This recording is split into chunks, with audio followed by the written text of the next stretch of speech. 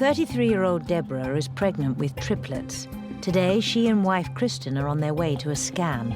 I'm getting excited to see the babies and hold them. Let's wait a little bit. I know, not too excited, but a little excited. Though she's now at 25 weeks, both Deborah and Kristen worry constantly about their baby's health. You feel them today? Phoenix has been not very busy for 2 days. From the moment she discovered she was pregnant, Deborah's been battling to eat enough food. Show Mama what to do. Tell her, feed the babies. Feed babies. I am feeding the babies. 3 years ago, after giving birth to her first son, Damien, Deborah weighed 25 stone. When doctors warned her she had just 10 years to live, she took a radical step: gastric bypass surgery. They cut the intestine, they pull it up and attach it to the new small stomach. So my stomach is about this big. In 12 months, Deborah's weight plummeted to 12 stone. I felt so much better about myself, and I felt beautiful, probably for the first time in my life. But Deborah's surgically restricted stomach is now proving a problem. Most pregnant women need an extra 300 calories a day. Expecting triplets, Deborah needs to force in almost 1,000 calories above what she ate before. So today I've eaten about 600, I'm estimating about 600 calories, and it's around 6 o'clock in the evening. I feel like I failed the babies today.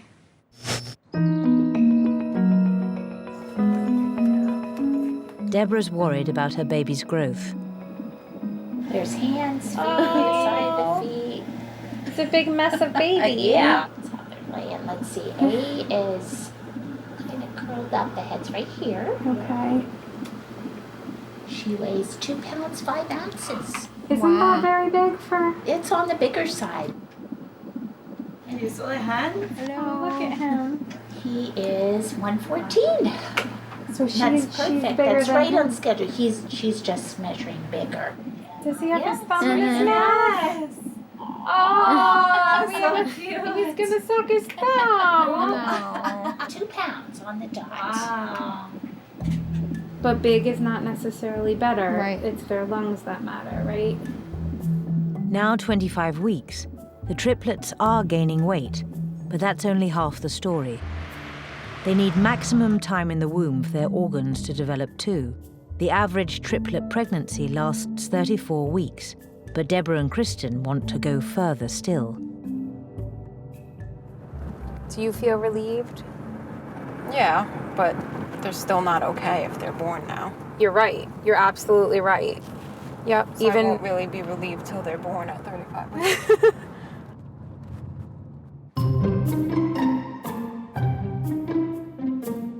The longer Deborah's pregnant, the more time Kristen has to prepare too. For the last 11 weeks, she's been taking hormones to trick her body into thinking she's pregnant. Yeah, that's what I take on a daily basis.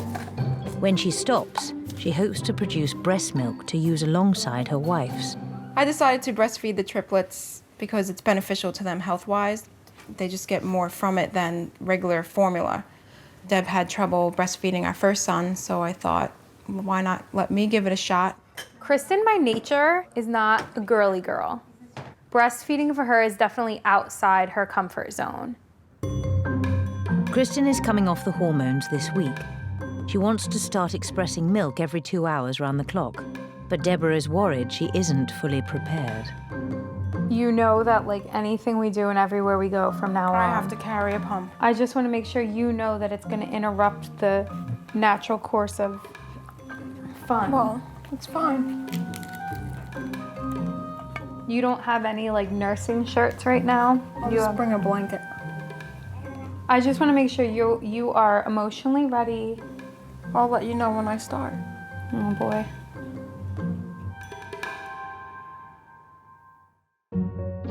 A first baby brings unexpected challenges for most new parents. But for one young couple, even everyday tasks will mean working out unique ways to cope. I'm gonna need the oil, the vegetable oil, and 3 eggs. Okay. Vegetable oil. 23-year-old Texan Melissa is 30 weeks pregnant with her first child. Does not want to crack. There it goes. But she and fiancé James are preparing for a baby whose face they'll never fully see. And then mix. Let me take a look at it, because I can't see from here. You can take a lick? Melissa has a rare condition called albinism, which affects only 1 in 17,000 people. She has no pigment in her hair or skin and is hypersensitive to sunlight. With less than 10% of normal vision, she doesn't see detail, just colors and shapes. I read large print. I can't read regular print. It's just too small. I would be holding it right in front of my nose. James has no sight at all. He was born prematurely and his retina's damaged at birth. The couple met at a school for the blind 6 years ago and have been together ever since. When I first met Melissa, I thought she was shy, she was quiet, but she had this cute way about her. 2 years ago, Melissa and James got engaged. They planned to have a family, but didn't expect it to happen so soon. I don't think you can ever be truly ready to become a mom or a parent, but I think it's something you can prepare yourself for as much as you can. At her 16-week scan, Melissa was told she's expecting a girl. She uses her magnifier back home to see how Lila is developing. You can make out both her eyes and her nose. It's really funny, like her face is scrunched up and her mouth is kind of scrunched and she doesn't look happy at all. The scans for me, you wouldn't think they would be very enjoyable, but you know, the heartbeat it's a big moment for me. How much it changes, how much it grows. It's incredible stuff. Melissa and James live with Melissa's mum and will have her on hand to help. But they are determined to be as independent as possible and are relying on guide dog Cameo. She allows me to, walk independently. She lets me know about steps or curbs or stairs. She keeps me safe. Melissa will have to teach Cameo to look after her newborn baby as well. Easy, good girl. With just 10 weeks till the due date, the couple are increasingly aware they have big adjustments to make too. It's this way. Come here, Cameo. What am I sitting on? Sit. Oh. Down. It's a new step. I'm not too sure what people think of us as being parents. I mean, we've talked about it and we've wondered, whether people may doubt our ability to parent. So it has little long sleeves and a little onesie, and a little printed deer on the bottom left corner. We'll be responsible for another life.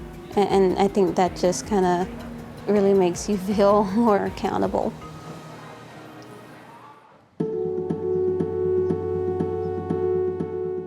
Triplet mum Deborah has a meeting with a dietitian who's been advising her through her pregnancy.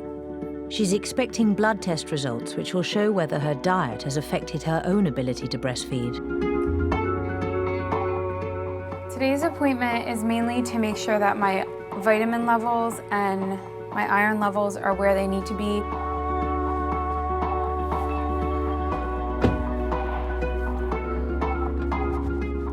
One of the side effects of gastric bypass is malabsorption of fat, but also malabsorption of nutrients. I printed out your blood work and we need to talk because I'm concerned about some things. Yes. Your total iron is at 32 and normal starts at 50.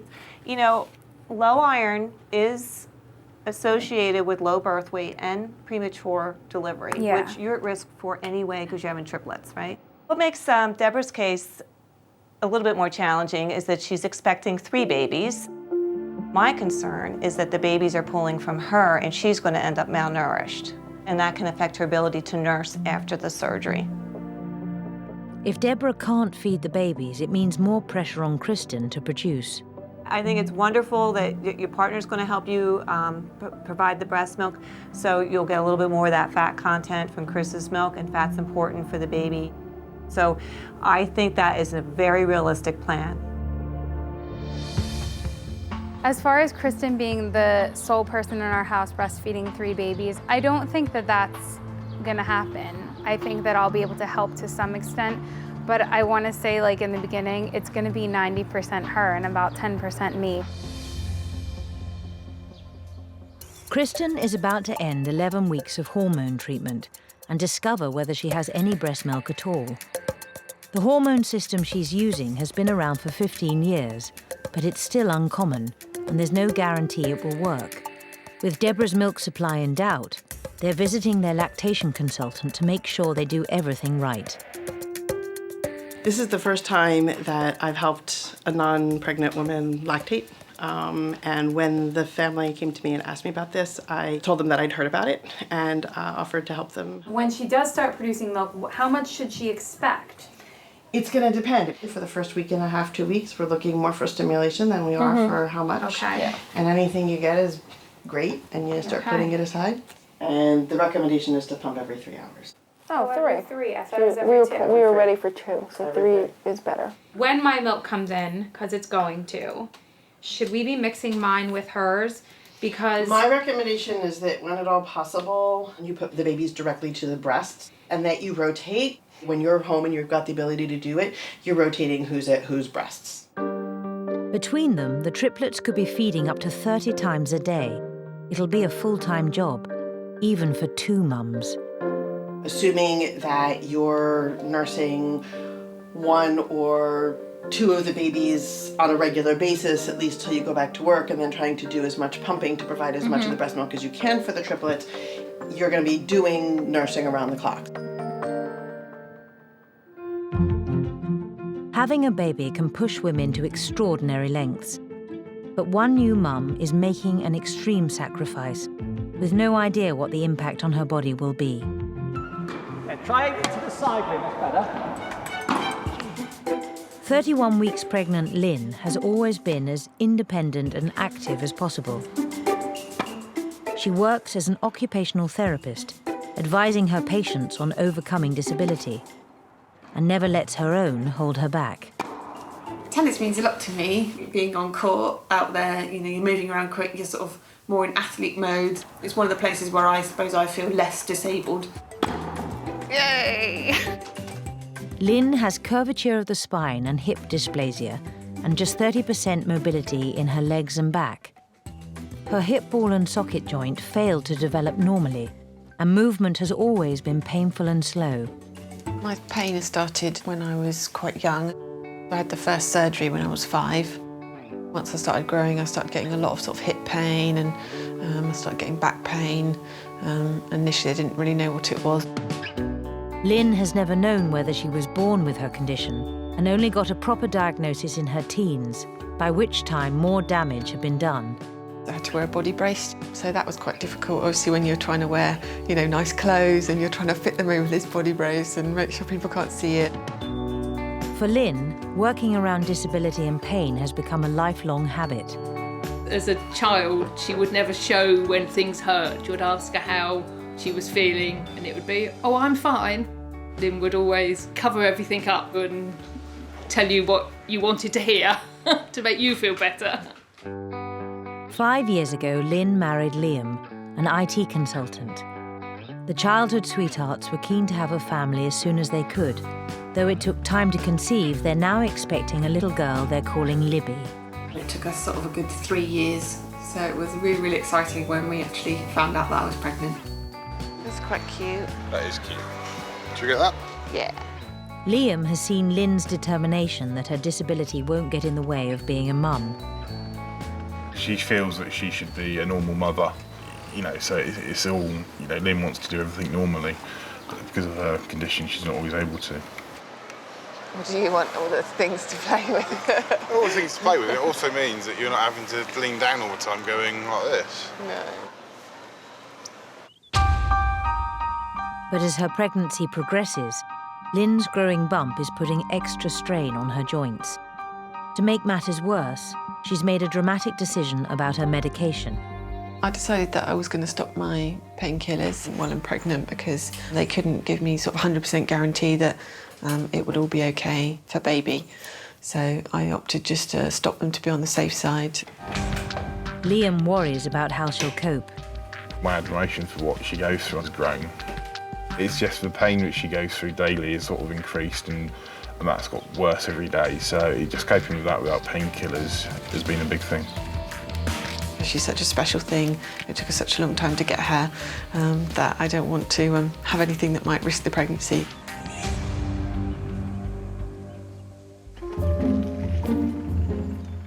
With just 9 weeks till her due date, Lynn is now thinking about her birth. She wants a natural delivery and has made an appointment with a physiotherapist to talk it through. I suppose I just want to find out what sort of birth positions there are and whether there's something that I'll be able to manage. Hello. Hi. Thanks. So I want to see how much your hips will move. Tell me if you want me to stop. This one's more painful. That's hurting already? Again, I get, like, something gets caught. Okay. Ooh, nah, okay, right.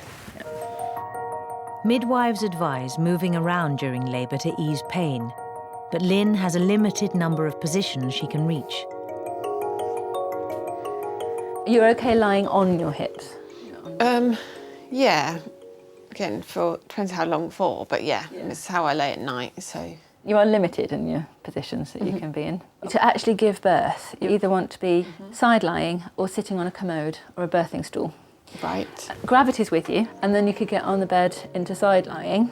Just have to go with what feels natural to you at the time. Okay. While a natural labour will not be easy, Lynn's determined to make it work. I'm pleased with how it went today. Yeah, it's looking positive. Hopefully I might be able to have a natural birth. It's good.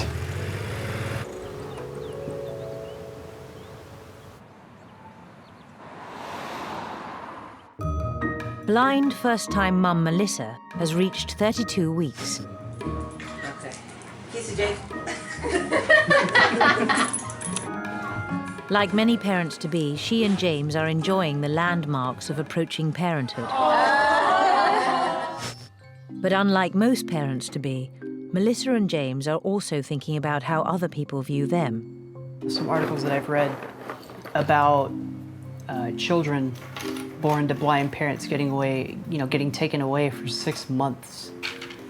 That's 6 months of life. And, those are the 6 first months of life, which we'll never be able to get back. And, I don't want to miss that. I just want people to not judge us and to think we're incompetent parents because we're blind. Determined to prove their abilities, they're rehearsing rigorously for when baby Lila arrives. Grab the little feet.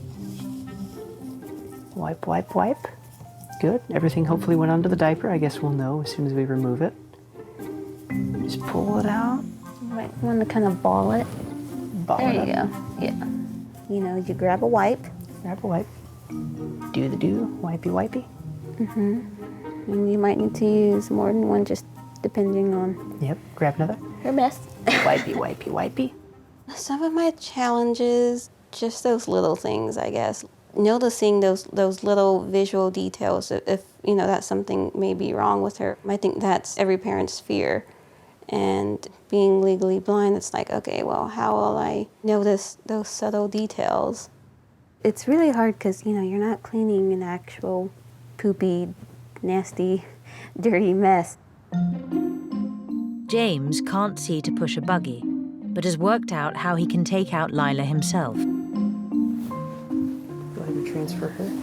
And that other arm. And then the lower legs are out to the side. To the side, yep. Okay, and then make sure it's tight. I know you had to tighten their straps to bring them a little closer and snug to you. Full range of motion of my arms and full use of both arms. It doesn't interfere with you using your cane at all. Nope.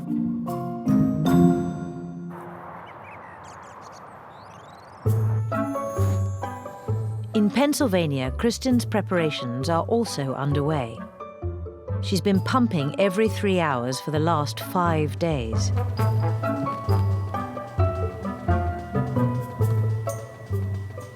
She's quite a trooper over there. And that's what we do now. We have a full couch, and then we'll have 3 babies laying on us. Got some. Look at you. It doesn't look like much, but every little bit adds up. By the time they're a week old, the triplets could be consuming over 2 litres a day between them, so Kristen's storing it all. That's the left one. The left one did a tablespoon. Every drop. We will save every drop. Despite her severe hip condition, independent Lynn is hoping for a natural birth. But with 5 weeks till her due date, she's had unexpected news.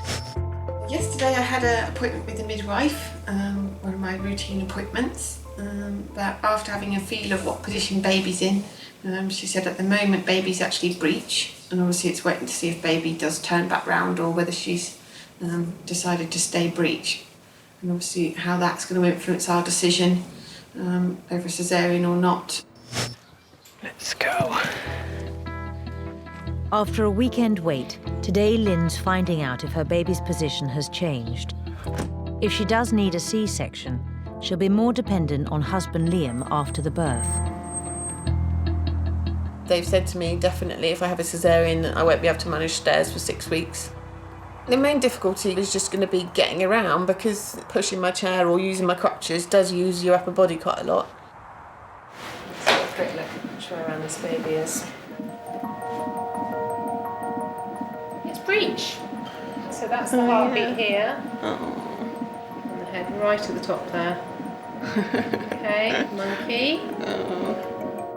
There's still time for the baby to move, but Lynn needs to start planning now in case she doesn't. What about if we provisionally book your cesarean today? If the baby changes to head down of its own accord, we can revisit it. It's just the final straw, really. It's definitely going to mean I'm going to be out from tennis for longer than I would have been. Probably need a bit more support from other people, just because of the way I do get about. Every time she gives up something and then sort of regularly doesn't do something, it's one less thing that she feels she should be able to do, because that's what a normal person does. You know, a normal person cleans a house, a normal person does this. You can see it does tear her up inside.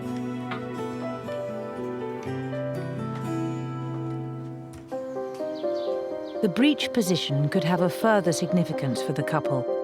It could mean their baby's having difficulty moving in the womb. Hip dysplasia affects 1 to 3% of newborns. Though Lynn's never known whether she was born with her condition, it's possible her daughter has it too. Hip dysplasia, it often runs in families. She is 5 to 10 times more likely to have a baby with this condition. It's more common in female babies and more common in firstborn babies. There is a chance that baby could have hip dysplasia. Because I have it, there can be a genetic element to it. Fingers crossed that she doesn't have it. If she does, at least I know that if we catch it early, they can treat it, and hopefully it wouldn't have too much effect on her.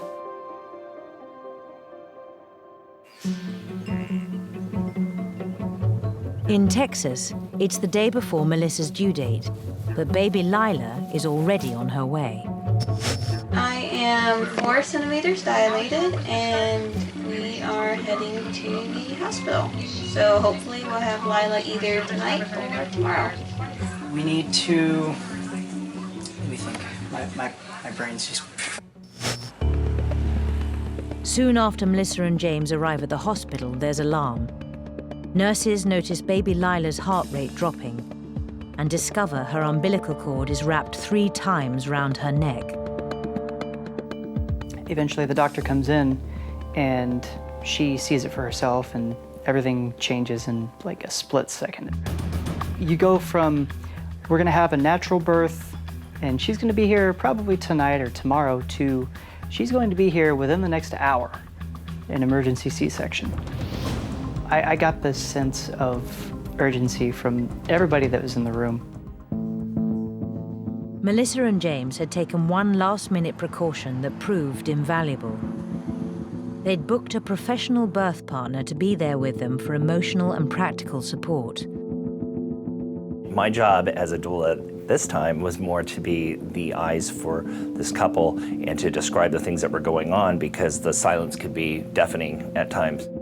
He basically kept Melissa and myself as calm as we could be. I think without him, it would have been so much more chaotic and confusing, and, you know, I don't think either one of us would have really known what to do. Well, I described the baby's face when the baby was coming out and what she was doing, how she was kicking, and that she was getting cleaned up. She was making funny faces, and just to watch their reactions was incredible. I was able to move him to actually get him to hold the baby and touch the baby and put the baby next to Melissa's face, which was really an incredible moment. James had her on my chest, you know, directly in front of me, and I saw her little face, and it was, you know, she was crying, and I mean, I don't know, I just thought she was so beautiful and so precious. One of the most beautiful moments, if not the most beautiful moment in my life, was, you know, holding that little girl for the first time, because she was so tiny, and she was a little squirmy, and the sense of love that you feel at that moment is just overwhelming.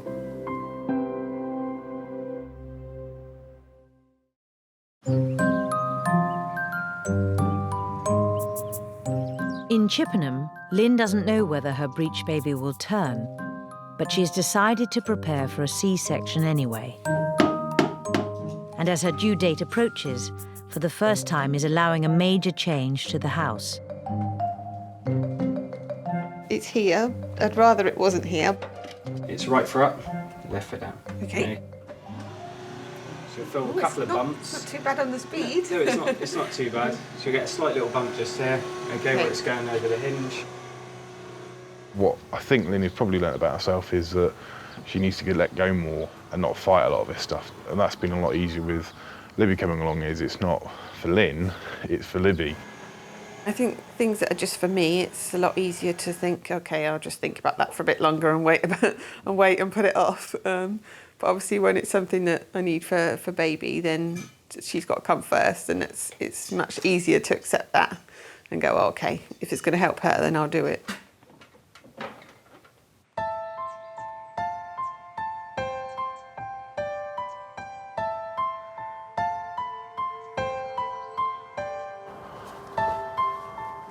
Three weeks after discovering her baby is breech, Lynn's C-section date has arrived.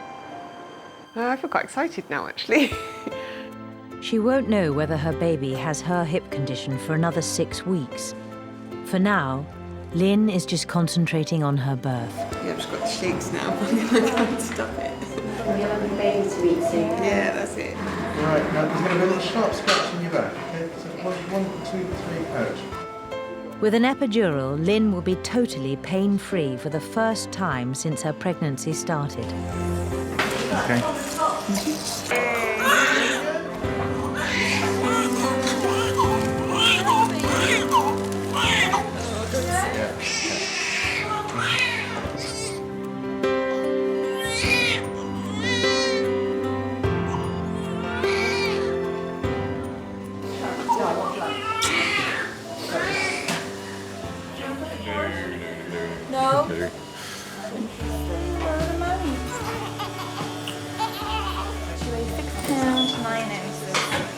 No.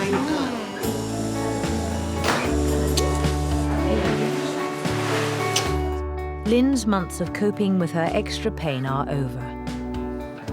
Yeah, she's just perfect. She's so cute. This has got to be one of the best days of my life so far. So I think it's going to be really exciting and really nice for me and Liam. It's like a little bubble now, our own little world.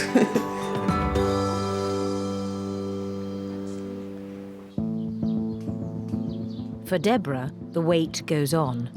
With every day in the womb, the triplets grow stronger. Incredibly, she's held on for 34 weeks. This is what I look like. Huge. Housebound, Deborah's only getting out to hospital checkups. Her triplets' chance of survival is now 99%, though there's still a risk their organs aren't fully developed. My greatest concern for the babies when they are born is that they can breathe, that their lungs are okay, and that everyone's hearts are perfect, and that they are okay. Deborah wants to get to 35 weeks, but after 8 months of pregnancy, she's shattered. My body is constantly in pain all the time, and I want that to be over. I'm done. But at the same time, I'm like, no, we need just one more day. We're not ready.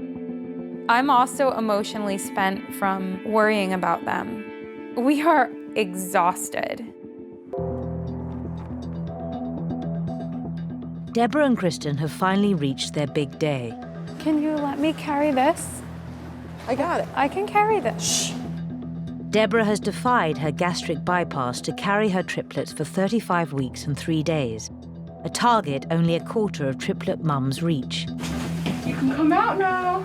Not right now. No. The babies have the best chance possible, but will still be premature. They're still 5 weeks early. They're still brand new. Their lungs are brand new. If their organs haven't fully developed, the triplets could need neonatal intensive care. If they go to the NICU, hopefully it's nothing too serious. Worst case scenario, they'll have a serious problem, but I'm trying not to think of that. I'm nervous. As well as the operating team, a doctor and nurse are assigned to each baby, ready to respond in an emergency.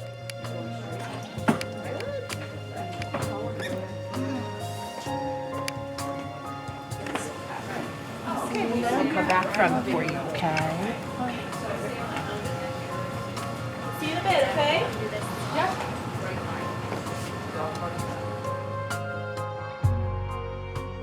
"40 minutes after Deborah arrives in theatre, her 3 babies are delivered. A little girl, Phoenix, and her brothers, Tyrus and Draven. At 4 pounds 10, Draven is the smallest, but astonishingly, all 3 are so well developed, none of them need neonatal intensive care. There's Tyrus. He's being very cute and has a very long neck like a turtle. Getting to 35 weeks with triplets is an accomplishment in and of itself. Baby girl Phoenix is sleeping. To have babies that are such good weights and doing so well is wonderful. Draven.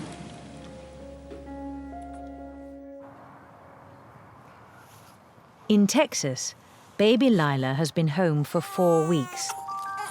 Despite family being on hand to help, Melissa and James are determined all their practice will pay off.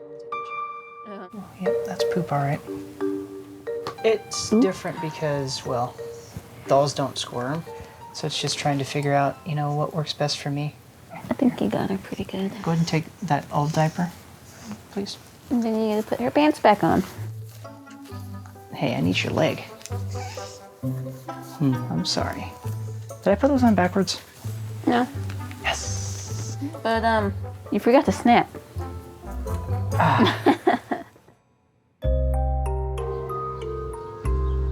But the couple couldn't practice everything in advance. With less than 10% of normal vision, Melissa struggles with feeding. Sometimes I can feel when her mouth is open, wide, but it's always hard for me to tell if, her tongue is up or down. No. A few times, her mouth was wide, but her tongue was in the way and she never latched. For James, unable to see his daughter's face at all, it's the toughest challenge so far. It kind of makes me feel bad because they'll give subtle cues, like they'll chew on their hands or they'll, make little sucking motions with their lips and things like that that I in particular can't see. So the only way we really know if she's hungry is when she cries. Babies tend to adapt to their situations, so this, I guess, is a good thing in a way because it'll make her more vocal and verbal with us. For Melissa and James, the next milestone will be going out as a family on their own. So right now, Cameo's on tie down since I'm still recovering from my C-section, so I don't want her to get too excited and run into me or something like that. It'll be an adjustment, I guess, having to, manage Cameo and, carry Lila's things and all, but I mean, we're looking forward to it.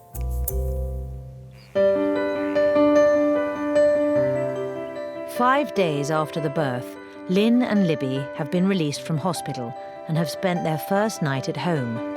It's all still a bit of a whirlwind. At the moment, I'm quite tired. We had a bit of a hectic night. She didn't really sleep much at all. She looks all angelic now she's asleep.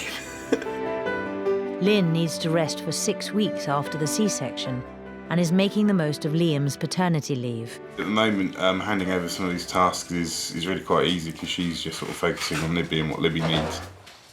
Liam's doing all the making me meals and drinks and fetching and carrying everything and doing all of those things. Lynn went into her pregnancy knowing she'd have pain and mobility problems as a result. She's made compromises for herself, but she's determined she won't for her daughter when it comes to finding out if she has a hip condition too. If I have any doubts in my mind, or as she's growing up, if I think something's not quite right, then I'll make sure I push for her to be checked again.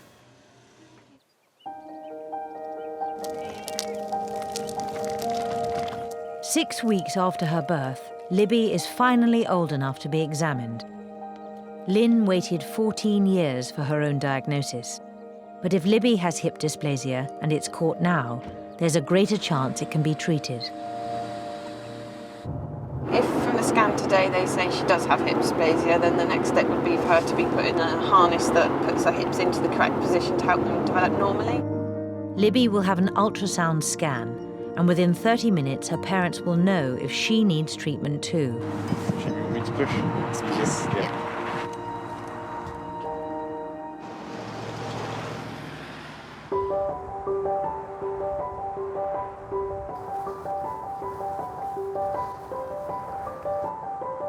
We've just had the scan and found out that she's all good, her hips are all good. So yeah, it's been immensely worth it. Sorry.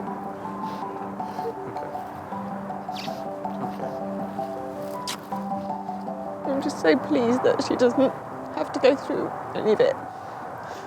It's been a hard journey, but well worth it. Love you. See you later. Okay, yeah.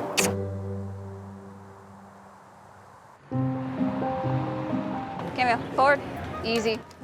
6 weeks after baby Lila's arrival, Melissa and James are finally ready to leave the house. It's a first outing for Cameo and for James's sling. Having Cameo and having one of us wear Lila is like the perfect, setup. Yeah. I feel confident that she's safe and then that we're safe with her.